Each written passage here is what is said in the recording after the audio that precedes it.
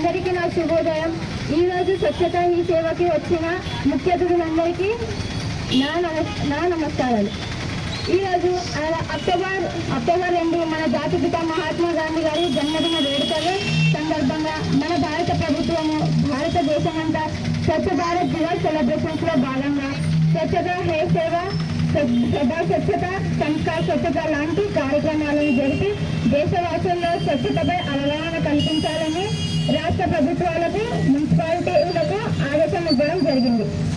దీనిలోని భాగంగానే మన MLA municipal commissioner Shri Gangireddy sir గారు, మున్సిపల్ డిఈ నీరజ మేడం గారు మరియు తదితర మున్సిపల్ సిబ్బంది మన ఎమ్మెల్యే పట్టణంలో ఈ నెల 14వ తేదీ నుండి ప్రతిరోజు అనేక కార్యక్రమాలు చేసి వస్తున్నారు.